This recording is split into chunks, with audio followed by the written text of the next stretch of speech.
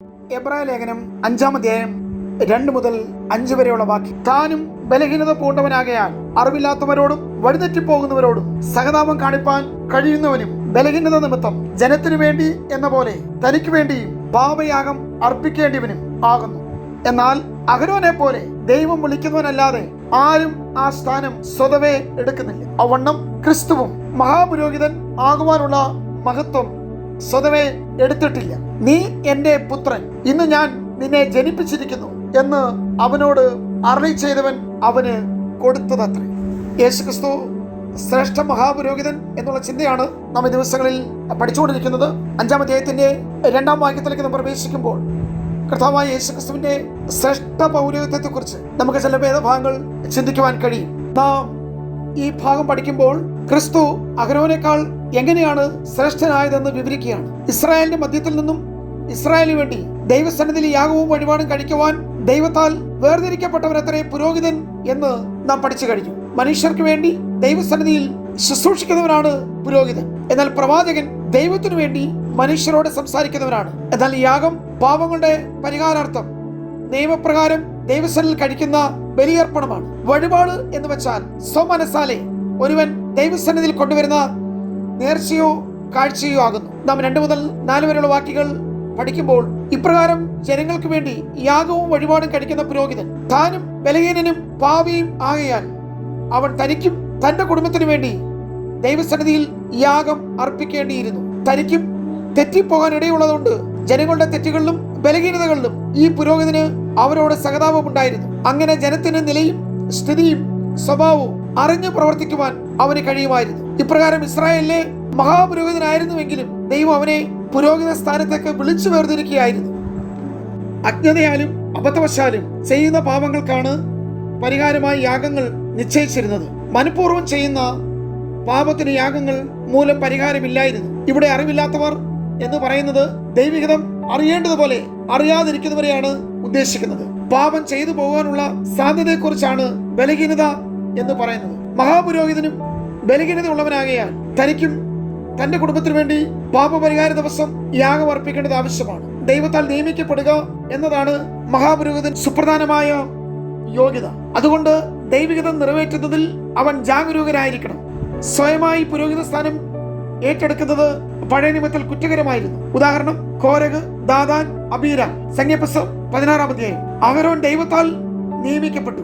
എന്നാൽ ക്രിസ്തുവിന്റേത് ദൈവപുത്രൻ എന്ന നിലയിൽ അടിസ്ഥാനപ്പെട്ടതാകയാൽ ലേവ്യ പൗരോഹിത്യമല്ലായിരുന്നു. നമ്മുടെ യേശു നിത്യ പുരോഹിതനാണ്. അതുകൊണ്ട് താൻ ഈ ഭൂമിയിൽ ലേവ്യ പുരോഹിതന് ഒരു ജോലിയും ചെയ്തിട്ടില്ല. ഇവിടെ അറിവില്ലാത്തവരുടെ സഹതാപം കാണിപ്പാൻ അവന് കഴിയും എന്ന് കാണുന്നു. എന്താണ് ഈ പറഞ്ഞതിന്റെ അർത്ഥം? അറിവില്ലാത്തവരുടെ സഹതാപം, അറിവില്ലായ്മയുടെ പാവങ്ങൾ എന്നതാണ് നമുക്ക് ലേവ്യ പുസ്തകം 4-ാം അധ്യായം 1-2 വാക്യങ്ങളിൽ മനസ്സിലാക്കുവാൻ കഴിയുന്നത്. അവിടെ ഈ പാപങ്ങളെ കുറിച്ച് പറയുന്നുണ്ട്. യഹോവ പിന്നെയും മോശയോട് അരുളി ചെയ്തത് ഇസ്രായേൽ മക്കളോട് പറയേണ്ടത് എന്തെന്നാൽ, ചെയ്യരുതെന്ന് യഹോവ കൽപ്പിച്ചിട്ടുള്ള വല്ല കാര്യത്തിലും ആരെങ്കിലും അബദ്ധവശാൽ പിഴച്ച് ആ വക വല്ലതും ചെയ്താൽ അറിയാതെ തന്നെ നാം അനേക പാപങ്ങൾ ചെയ്യുന്നു. എന്നാൽ നമ്മുടെ മഹാപുരോഹിതനായ യേശു അവയെല്ലാം നമുക്ക് വേണ്ടി ദൈവസന്നിധിയിൽ ദൈവം മുൻപാകെ തന്റെ പ്രായശ്ചിത്ത ബലി ചൂണ്ടിക്കാണിച്ചുകൊണ്ട് എനിക്ക് വേണ്ടി നിങ്ങൾക്ക് വേണ്ടി ഒരു കാര്യസ്ഥനായി പ്രവർത്തിക്കുന്നു. അതാണ് യോഹന്നാൻ ലേഖനം 1:9 നാം കാണുന്നത്. നമ്മുടെ പാപങ്ങൾ നാം ഏറ്റുപറയുന്നുവെങ്കിൽ നമ്മുടെ പാപങ്ങളെ ക്ഷമിച്ച് സകല അനീതിയും പോക്കി നമ്മെ ശുദ്ധീകരിപ്പാൻ തക്കവണ്ണം വിശ്വസ്തനും നീതിമാനുമാകുന്നു ഈ നമ്മുടെ മഹാപുരോഹിതനായ യേശു. സദൃശവാക്യങ്ങൾ 14:12 വായിക്കുമ്പോൾ ചിലപ്പോൾ ഒരു വഴി മനുഷ്യന് ചൊവ്വായി തോന്നുന്നു, അതിന്റെ അവസാനമോ മരണവഴികളത്രേ. നാം എല്ലാവരും ആടുകളെ പോലെ തെറ്റിപ്പോയി എന്ന് നാം കാണുന്നു. യെശയ്യാ 53:6 ഈ വാക്യം ഉള്ളത്. എല്ലാ ആടുകളും തെറ്റിപ്പോകുന്നത് കൊണ്ട് ദൈവം നമ്മെ ആടുകളോടാണ് തുലനം ചെയ്തിരിക്കുന്നത്. താനും ബലഹീനത പൂണ്ടവനാകയാൽ എന്ന് ഇവിടെ പറഞ്ഞിരിക്കുന്നു. കാരണം അഹരോൻ ബലഹീനതയുള്ളവനായിരുന്നു. എന്നാൽ ക്രിസ്തു നമ്മുടെ ബലഹീനതയുടെ സ്വഭാവം എന്താണെന്ന് അറിഞ്ഞവനാണ്. നാം കാര്യങ്ങൾ എങ്ങനെ കാണുന്നു, എങ്ങനെ ചിന്തിക്കുന്നു, എങ്ങനെ പ്രവർത്തിക്കുന്നു എന്നെല്ലാം കർത്താവിനറിയാം. നമ്മുടെ യേശു ഏറ്റവും നല്ല മധ്യസ്ഥനാണ്. നാം വീഴുമ്പോൾ കുടിഞ്ഞ ചേറ്റിൽ നിന്നും നമ്മെ ഉയർത്തുവാൻ അവൻ നമ്മോടുകൂടെ ആ ചെളിയിൽ ഇറങ്ങി, നാം കിടന്ന സ്ഥലത്തേക്ക് താണിറങ്ങി വലങ്കരകളെ നീട്ടി നമ്മെ ഉയർത്തുന്നു, നമ്മെ അതിൽ നിന്ന് വിടുവിക്കുന്നു. ഇനി 3-ാമത്തെ വാക്യത്തിൽ ബലഹീനത നിമിത്തം ജനത്തിനു വേണ്ടി എന്ന പോലെ തനിക്ക് വേണ്ടി പാപയാഗം അർപ്പിക്കേണ്ടിയിരുന്നു എന്ന ഭാഗം നാം കാണുന്നു. പാപപരിഹാര ദിനത്തിൽ അഹരോൻ ആദ്യം തന്റെ പാപങ്ങൾക്ക് വേണ്ടി യാഗം കഴിച്ചിരുന്നു. ആ യാഗരക്തം അവൻ അതിവിശ്വസ്ത സ്ഥലത്ത് കൊണ്ടുപോവുകയും അവിടെ കൃപാസനത്തിന്മേൽ തളിക്കുകയും ചെയ്യുന്നു. ജനത്തിന്റെ പ്രതിനിധി ആയിരിക്കുന്നതിന് മുമ്പ് അഹരോന് തന്റെ പാപത്തിന്റെ പരിഹാരം ഉണ്ടാക്കേണ്ടത് ആവശ്യമായിരുന്നു. എന്നാൽ ക്രിസ്തുവിന് ഇതിന്റെ ആവശ്യം യാതൊന്നുമില്ല. താൻ പാപം ചെയ്തിട്ടില്ലാത്തതിനാൽ തനിക്ക് വേണ്ടി യാഗം അർപ്പിക്കേണ്ട ആവശ്യം ഒരിക്കലും ക്രിസ്തുവിനില്ലായിരുന്നു. അവൻ നമുക്ക് ഓരോരുത്തർക്കും വേണ്ടിയാണ് ക്രൂശിൽ യാഗമായി തീർന്നത്. 4-ാമത്തെ വാക്യം നാം പഠിക്കുമ്പോൾ നേരത്തെ നാം കണ്ടതുപോലെ തന്നെ ദൈവത്തിന് സ്വീകാരനായതുകൊണ്ട് ക്രിസ്തു ഒരു പുരോഹിതനായി തീർന്നു. അവനും ക്രിസ്തുവും മഹാപുരോഹിതനാകുവാനുള്ള മഹത്വം സ്വതവേ എടുത്തില്ല.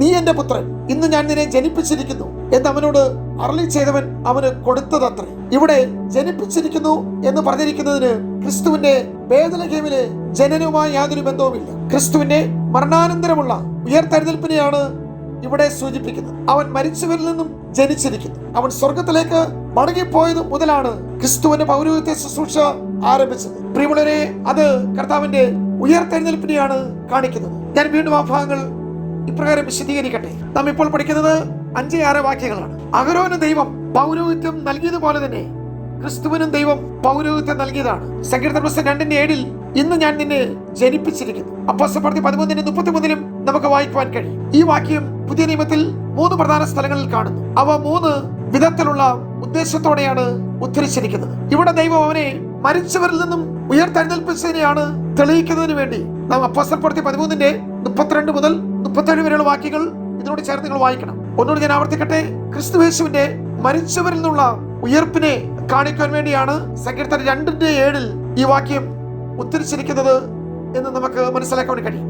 മറ്റൊന്ന് എബ്രായ ലേഖനം 1:5 ദൂതന്മാരെക്കാൾ ശ്രേഷ്ഠനായി തീർന്ന ക്രിസ്തുവിന്റെ ദൈവത്വത്തെ തെളിയിക്കുന്നതിന് വേണ്ടിയാണ് രേഖപ്പെടുത്തിയിരിക്കുന്നത്. അപ്പോൾ തന്നെ 3-ാമത്തെ വിഷയം എബ്രായ ലേഖനം 5:6 ക്രിസ്തുവിന്റെ ശ്രേഷ്ഠ പൗരോഹിത്യം തെളിയിക്കുവാൻ സങ്കീർത്തനം 2:7 വാക്യം ഉദ്ധരിച്ചിരിക്കുന്നു. ഏത് മഹാപുരോഹിതനും വഴിപാട് യാഗം അർപ്പിപ്പാൻ നിയമിക്കപ്പെടുന്നു എന്ന് നാം കണ്ടു കഴിഞ്ഞു. ആകയാൽ അർപ്പിപ്പാൻ ഇവന് വല്ലതും വേണം എന്നിങ്ങനെ ക്രിസ്തുവിനെ പറ്റി എഴുതിയിരിക്കുന്ന പ്രകാരം നമ്മുടെ കർത്താവ് ഒരു പുരോഹിതൻ എന്ന നിലയിലുള്ള ആദ്യ ശുശ്രൂഷ കാൽവറിയിൽ നിവർത്തിച്ചു. സ്വന്തം മരണത്താൽ താൻ നിവർത്തിച്ച ഈ ശുശ്രൂഷയെ ദൈവം അംഗീകരിച്ചു എന്നുള്ളതിന്റെ തെളിവായിരുന്നു അവൻ ക്രിസ്തുവിനെ ഉയർത്തെഴുന്നേൽപ്പിച്ചത്. ഇപ്രകാരം ക്രിസ്തുവിന്റെ പൗരോഹിത്യ അവകാശം അവന്റെ ഉയർപ്പ് മൂലം ദൈവം മുദ്രയിടുകയായിരുന്നു. അതെങ്ങനെയെന്നാൽ നീ എന്റെ പുത്രൻ, ഇന്ന് ഞാൻ നിന്നെ ജനിപ്പിച്ചിരിക്കുന്നു എന്ന് ഉത്തരിച്ച ശേഷം അങ്ങനെ മറ്റൊരിടത്തും നീ മൽക്കീസേദക്കിന്റെ ക്രമപ്രകാരം എന്നേക്കും ഒരു പുരോഹിതൻ എന്നും പറയുന്നു. 5:6 മറ്റൊരിടത്ത്